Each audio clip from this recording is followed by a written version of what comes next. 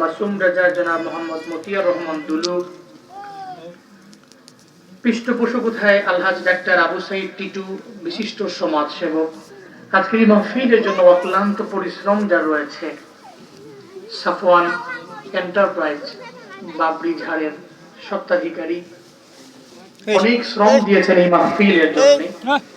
বদরগঞ্জে অনেক মাহফিলে আমাদের আরিফ ভাই অনেক দূরে ঠান্ডা দিয়ে গিয়েছেন সাক্ষাৎ করার জন্য। এরপরেও বাকি যোগাযোগ সবলি করেছেন। আমি দোয়া করি আল্লাহ আরিফ ভাইকে দ্বীনের জন্য, ইসলামের জন্য কবুল করেন। সকলেই পড়ি আমিন। আজকে এই মাহফিলে আমার পূর্বেই কোরআন এবং হাদিস থেকে কথা বলেছেন বাংলাদেশ মাজলিসুল মুফাসসিরিন নীলফামারী জেলা শাখার যোগ্য সাধারণ সম্পাদক হযরত মাওলানা মুহাম্মদ আরিফ আল মামুন দামাত বরকাতুহুম। কথা বলেছেন বড়বাজার জামিয়া মসজিদ নীলফামারীর সম্মানিত খতিব হযরত মাওলানা মুফতি হাবিবুল্লাহ রহমানী দামাত বরকাতুহুম সহ বরেণ্য অতিথি হিসেবে অনেকগুলো গণ্যমান্য ব্যক্তির নাম রয়েছে, তত্ত্বাবধানে নাম রয়েছে। মাহফিল পরিচালনা করছেন হাজীপাড়া জামিয়া মসজিদের পেশ ইমাম ও খতিব হাফিজ আব্দুর রাজ্জাক দামাত বরকাতুহুম। আজকের এই মাহফিল অষ্টমতম বার্ষিকী ওয়াজ ও দোয়ার মাহফিল 7 বার গত হয়েছে, এবছর অষ্টমতম। এই যে সুন্দর একটা মজলিস উপহার দিলেন এলাকাবাসী, যুব সমাজ, যাদের অক্লান্ত পরিশ্রমী মাহফিল দাঁড়িয়েছে। শুরুতেই আমাকে একটু উচ্চ কণ্ঠে উচ্চ আওয়াজে জবাব দিবেন, এই সুন্দর মজলিসটিতে আপনারা খুশি না বেজার? সবাই খুশি না বেজার? আজকের মাহফিলের আয়োজন যারা করেছেন আল্লাহ প্রত্যেককে দুনিয়া এবং আখিরাত উভয় জগতে কল্যাণকামীদের অন্তর্ভুক্ত বানিয়ে দেন। সকলেই পড়ি আমিন। শুনিয়া কি ওয়াজ করে মরহুম হাজী আবুল হোসেন সাহেবের কবর মাহফিলকে ওসিলা করে আল্লাহ জান্নাতের বাগান বানিয়ে দেন। মরহুম হাজী সুলাইমান গনি, সবাই তিনি এলাকার সমস্ত মানুষের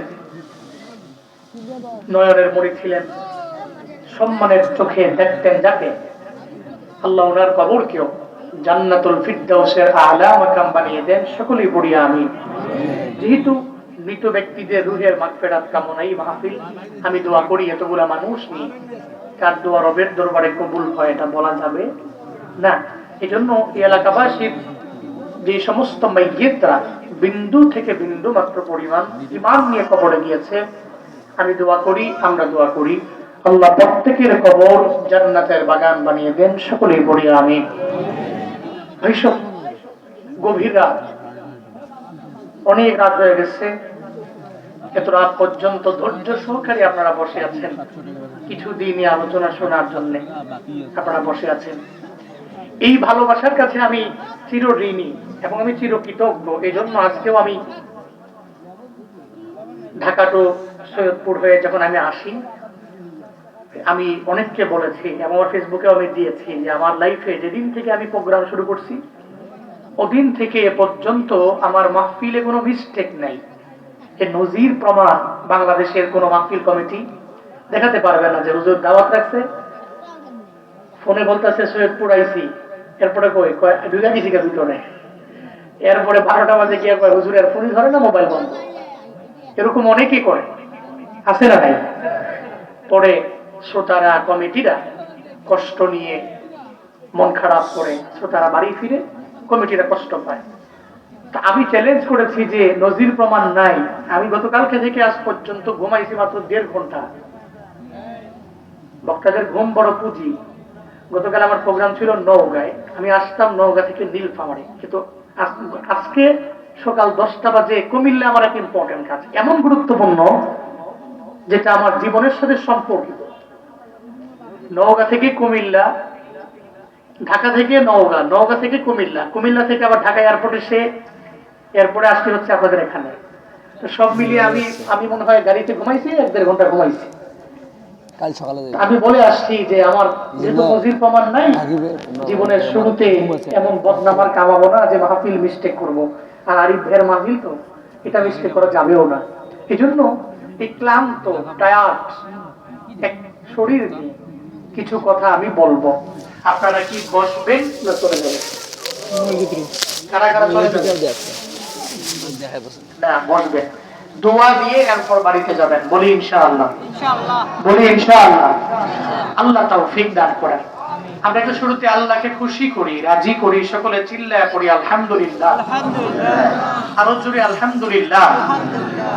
আমার সাথে বলুন রব্বানা লাকাল হামদ হামদান কাসীরান তাইয়িবান মুবারাকান ফি ইয়া রাব্বি লাকাল হামদু কামা ইয়ানবাগি লিজালালি ওয়াজহিকা ওয়া আযীমি সুলতানিকা লাকাল হামদু বিল কুরআন লাকাল হামদু বিল ইসলাম লাকাল হামদু বিল ঈমান।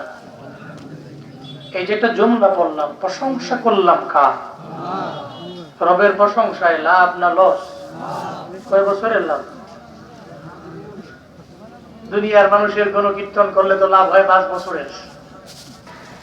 রবের গুণকীর্তন করলে লাভ কয় বছরের?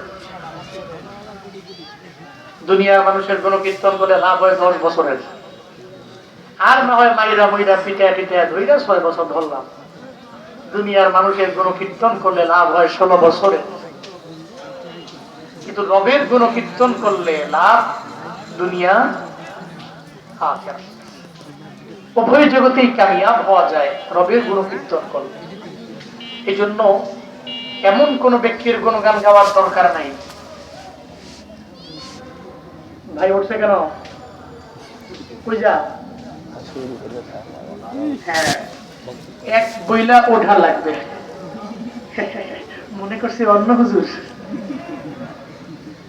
Famous dialogue. মনে করছে অন্য হুজুর, আমি অন্য হুজুরের এলাকার লোক হই। বসেন, চাপা দিয়া বসেন। আমি এত ক্লান্ত শরীর নিয়ে কথা বলবো আর আপনি উঠে যাবেন গে, হইব? হবে না। জোরে কোন মারহাবা, চিল্লে এখন আমি আর উঠতেন না। উঠলে বয়ান আমারটা বাদ দিয়ে আগে হেরোনিয়া বয়ান হইব, পরে আমার বয়ান। ঠিক কিনা? কারণ আইসেন আপনার ইচ্ছায়, যাবেন আমার ইচ্ছায়। কেউ যদি মনে করেন যে হুজুর সন্ত্রাসী কায়দায় রাখবো, দেখা যায়।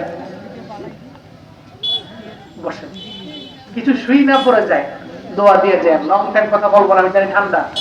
ঠান্ডার ভিতরে আপনারা বসে